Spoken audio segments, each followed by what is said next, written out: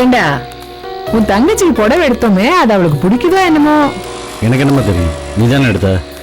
இல்லடா, ஒருவேளை அவளுக்கு பிடிக்கலன்னா என்ன பண்றது? பணத்தை அனுப்பிச்சிடலாமா? சரிம்மா.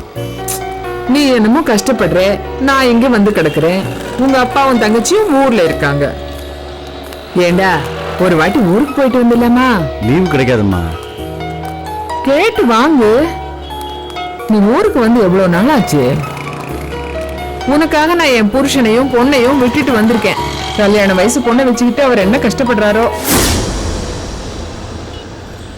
ஊர்ல எல்லாம் சிரிக்கிறாங்கடா. அதான் மகனுக்கு கல்யாணம் பண்ணி வச்சுட்டியே, இன்னும் எதுக்கு கூட போய் இருக்கணும்னு. நம்ம கதையை எங்க போய் சொல்றது? பொறுப்பா ஒருத்தி இருந்தா அக்கடான்னு அங்கேயே போய் இருக்கலாம். எங்க என்னங்க என்னங்க, அந்த கடையில செஸ் போர்டு இருக்கு, ஸ்ரீராம் கேட்டான். அதுக்கு வாங்கிட்டு வரேன்னு சொல்லியிருந்தேன். போய் வாங்கி கொடு. ஏய், குழந்தைங்கன்னா அப்படிதான், பார்த்ததெல்லாம் கேட்பாங்க. கேட்டதெல்லாம் வாங்கி கொடுத்துட முடியுமா? வீடு பூரா விளையாட்டு சாமானா கிடக்கு, நடக்க கூட இடம் இல்லை. வா.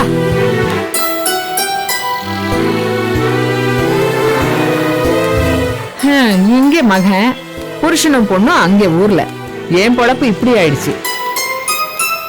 எங்க ஒரு ஆட்டோ பிடிக்கலாமா? ஏன் நடந்து வர மாட்டியா? அவன் அரண்மனையில பிறந்து வளர்ந்தவ, நடக்க முடியுமாடா? காரை வச்சு கூட்டு வந்திருக்கணும். எங்க கை வலிக்குதுங்க. வீட்டுல சும்மா இருந்தா இப்படிதாண்டி, என்னைக்காவது வேலை செய்யும் போது கைய வலிக்கதான் செய்யும். வா வா.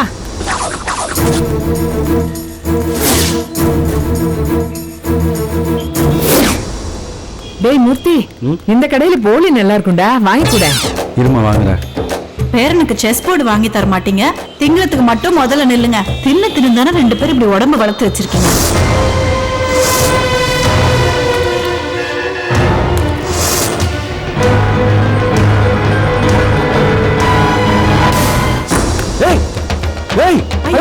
பிடிங்க பிடிங்க வர்றான்.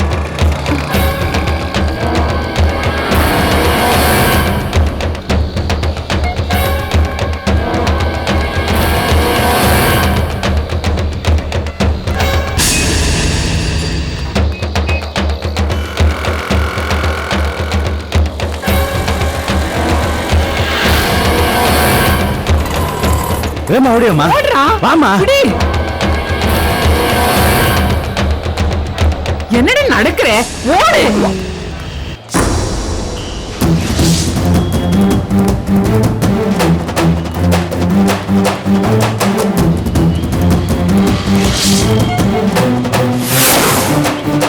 ஏய் நில்லுடா.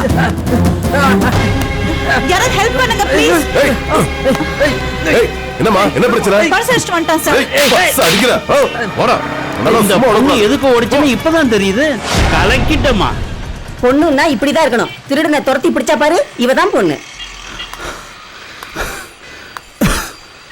சினிமா பார்த்த மாதிரி இருந்துச்சுமா. சூப்பர். நான் கூட நீங்க போலீஸ்னு நினைச்சேன். அவ்வளவு வேகமா ஓடி திருடனை பிடிச்சிட்டீங்களே. கடிச்சிருச்சா? அப்பாடா. இந்தாங்க பர்ஸ். கொடு. எல்லாம் இருக்குல்ல. ஏமா பர்ஸ் ஏமா அவர்ட்ட கொடுக்குற? இது அவரோட பர்ஸ் தாங்க. இங்க பாரு கொடுமைய, ஆம்பளை பர்ஸ பறி கொடுத்துட்டு 10 வருஷம் வந்துட்டு இருக்காரு. இந்த பொண்ணு அங்க இருந்து ஓடி வந்து பர்ஸ புடுங்கி அவர்ட்ட கொடுக்குது. சார் இவ்வளவு வெயிட் வச்சுக்கிட்டு அவர் எப்படி சார் ஓடுவாரு? இவ்வளவு மெதுவா நடந்து வரும்போதே இவருக்கு இழைக்குது. ஏன் சார், ஒரு பொண்ணு இவ்வளவு தூரம் ஓடி வந்து உங்க பர்ஸை வாங்கி கொடுத்துருக்கு, ஒரு தேங்க்ஸ் கூட சொல்லாம போறீங்களே. எங்க அவர் என் ஹஸ்பண்டுங்க. என்னம்மா பார்த்தா சித்தப்பாவும் பொண்ணு மாதிரி இருக்கீங்க, இவரை போய் ஹஸ்பண்ட்னு சொல்றேன்? இப்படி வெயிட் போட்டா பொம்பளைங்க நம்மள காப்பாத்துற மாதிரி தான் ஆகும். கொண்டாட்டிய ஓட வச்சு கஷ்டப்படுத்தாதீங்க சார். வாடா. ரொம்ப ஓவர் தான் பேசுறேன். அத்தை என்ன ஆளுங்க?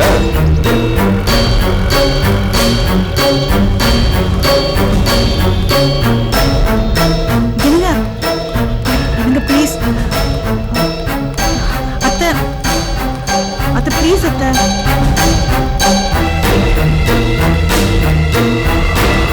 அதான் அங்கே ஒரு ஆட்டோ நிக்குது. போலாம் சார். ஏய் வெள்ள. என்னங்க அப்படியே கொடுத்தாங்க. எங்கடி வந்த?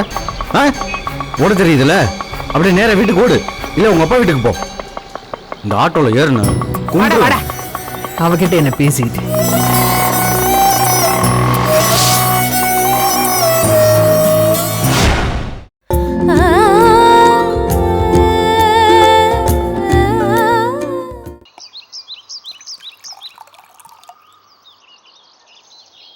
Cheers.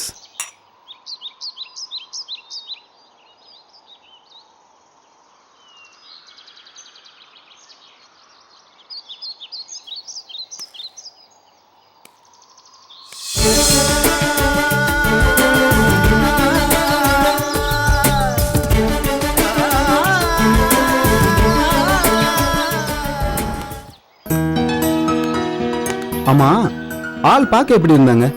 Homely beauty. அவங்க பேர் என்ன சொன்ன? தமயந்தி. தமயந்தி.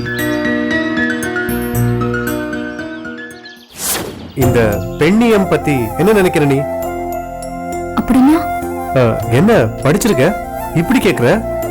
அதான் பெண்களோட உரிமையை பத்தி. அத பத்தி எல்லாம் நான் எதுவுமே நினைக்கிறது இல்ல. டேய் மச்சான், அந்த பொண்ணு தாண்டா உனக்கு சரியா வருவா. கொஞ்சம் கூட யோசிக்காத. இந்த பேர் இந்த பார்ட்டிக்கு போறதுங்க, ரியாலிட்டி ஷோக்கு போய் அரட்டை அடிக்கிறவங்க, அதெல்லாம் ஒத்து வராதுடா மச்சான். ஒரு பொண்ணை பிடிச்சிருக்குன்னு வச்சுக்கேன், உடனே கல்யாணம் பண்ணிடுறா. அதான் சொன்னேனேடா எனக்கு பிடிச்சிருக்குன்னு. நான் அங்கேயே சொல்லிட்டேன். ஆனா எங்க அப்பா தான் சொதப்புறாரு. டேய், இந்த பொண்ணு தான் வேணும்னு அடிச்சு சொல்டா.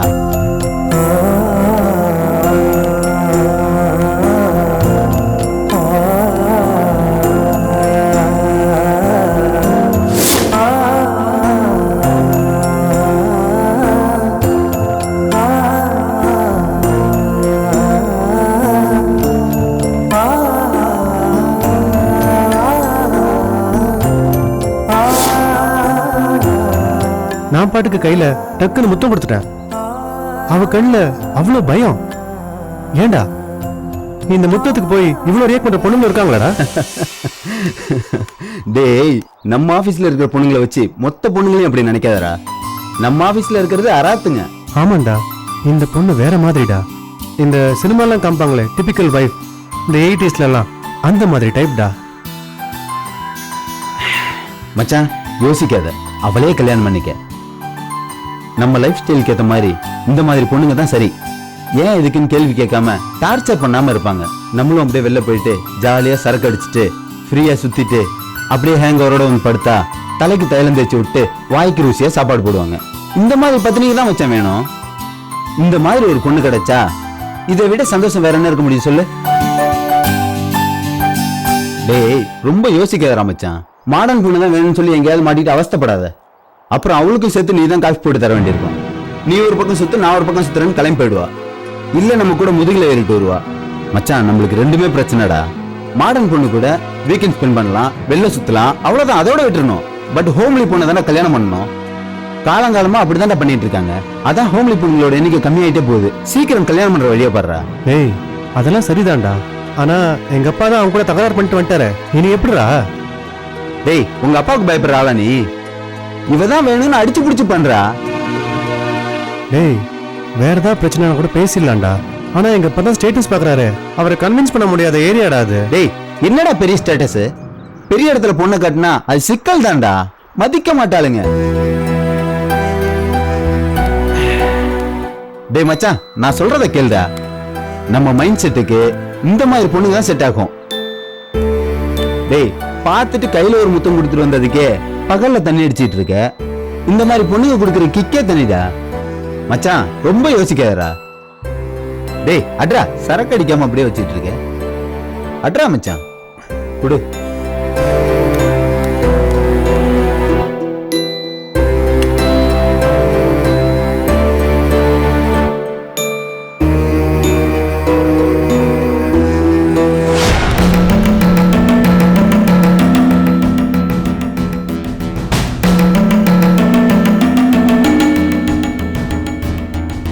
நில்லுடி.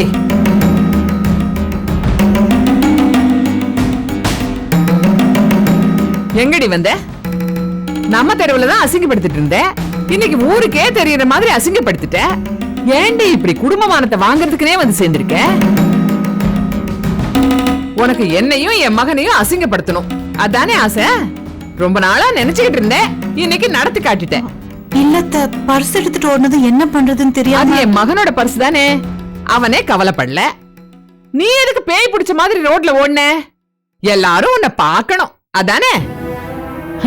கடவுளே, இனிமே எப்படி நானும் என் பிள்ளையும் ரோட்ல நடமாட முடியும்னே தெரியல. மானத்தை வாங்கி தொலைறா. யாராருக்கோ என்னென்னமோ ஆகுது.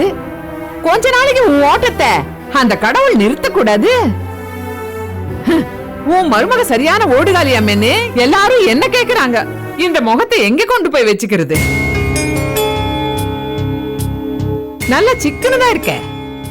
என் புள்ளதான் கொஞ்சம் வஞ்சனை இல்லாம இருக்கான். அத 4 பேர் ரோட்ல சொல்லியாச்சு. உனக்கு சந்தோஷம் தானே? அதுக்கு தானே அந்த ஓட்டம் ஒண்ணு. என்னை பாரு, என் அழகை பாருன்னு எல்லாம் செஞ்சுட்டு எனக்கு என்ன தெரியுங்கிற மாதிரி நிக்கிறது பாரு. இது பாரு, இதான் கடைசியா சொல்றேன்.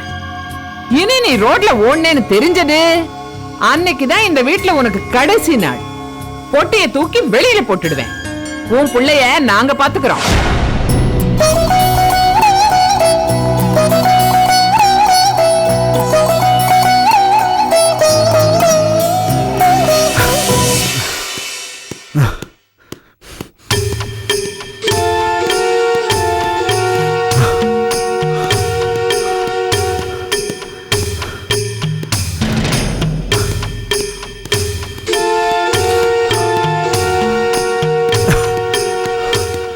கடவுளே,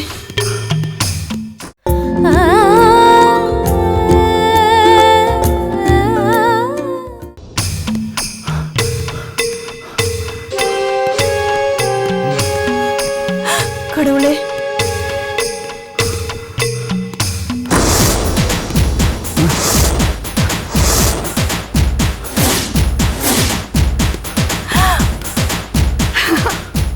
ஐயோ,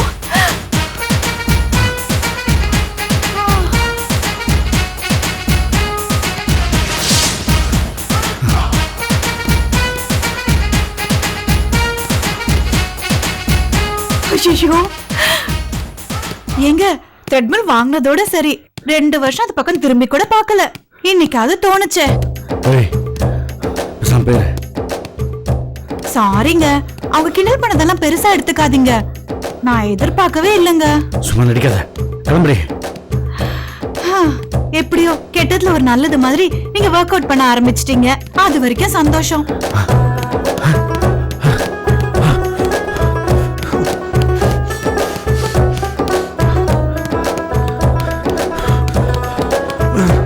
என்னங்க, ஃபர்ஸ்ட் இவ்வளவு ஃபாஸ்டா ஓடக்கூடாது. எனக்கு தெரியும். இவ்வளவு ஃபாஸ்டா ஓடாதீங்க. ஏய், வேலை மறுபடி பேச வேண்டாம். இதெல்லாம் எனக்கு தெரியாத மாதிரி. நீ தெருவில் ஓடு போ. என்ன சொன்னா? சித்தப்ப மாதிரி இருக்கேன்னு சொன்னால, கேட்டது உனக்கு ஜில்லுன்னு இருந்திருக்குமே. வீட்டில் திண்டு திண்டு சும்மா இருந்தா உடம்ப மெயின்டைன் பண்றது ரொம்ப ஈஸிடி. என்ன மாதிரி ஆபீஸ் போய் பாரு, ஸ்ட்ரெஸ்ல வேலை செஞ்சு பாரு, அப்ப தெரியும் உனக்கு. இதெல்லாம் சாப்பிட்டு ஏறின உடம்புன்னு நினைக்கிறியா? மன அழுத்தண்டி. கரைக்கிறேன் பாரு இப்போ. யாருக்கிட்ட? ஏங்க மெதுவாங்க. ஏங்க ஹார்ட் பீட் அதிகமாயிடும்.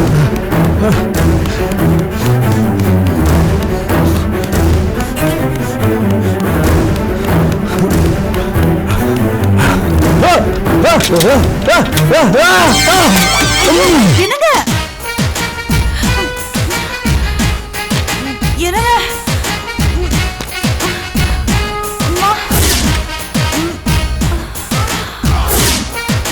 என்னங்க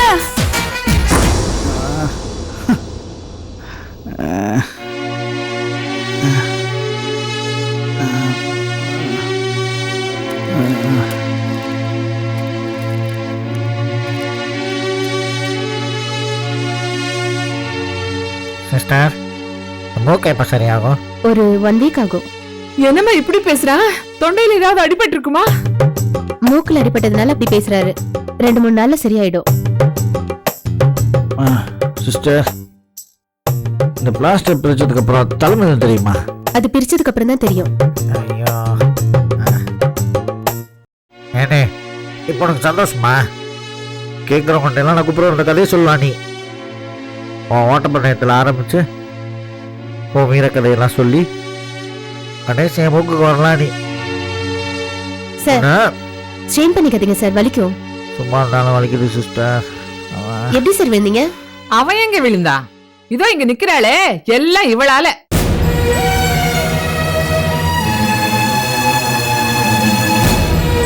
ஏமா உனக்கு கல்யாணம் ஆயிடுச்சு?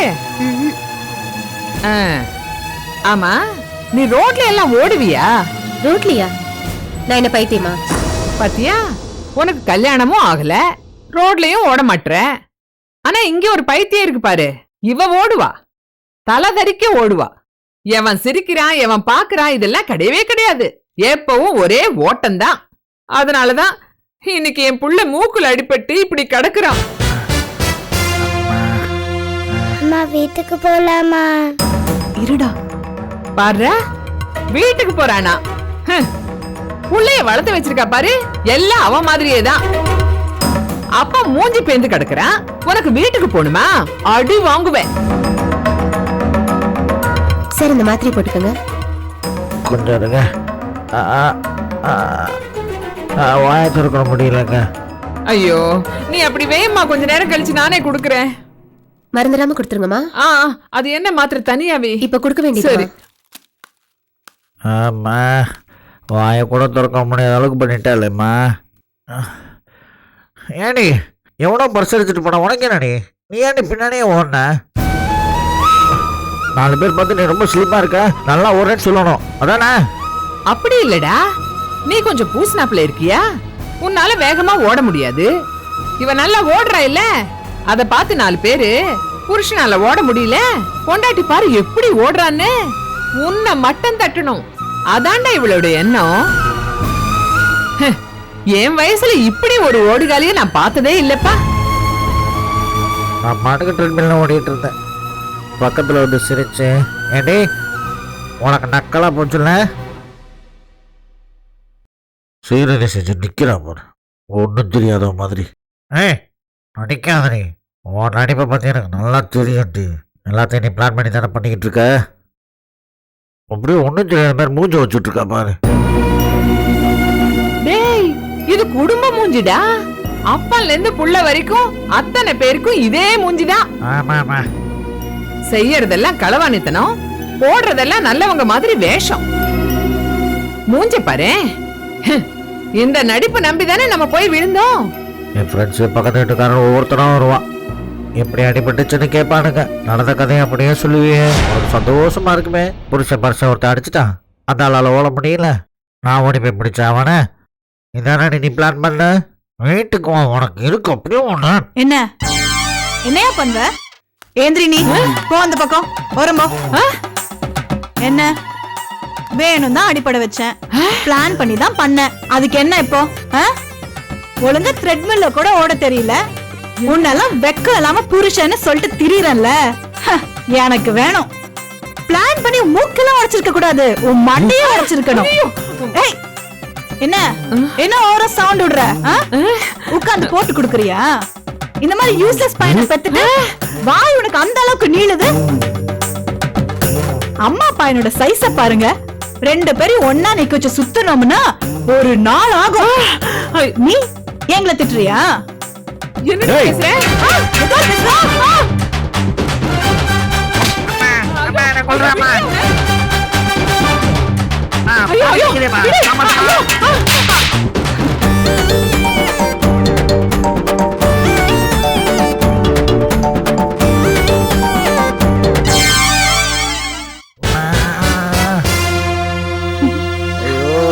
அம்மா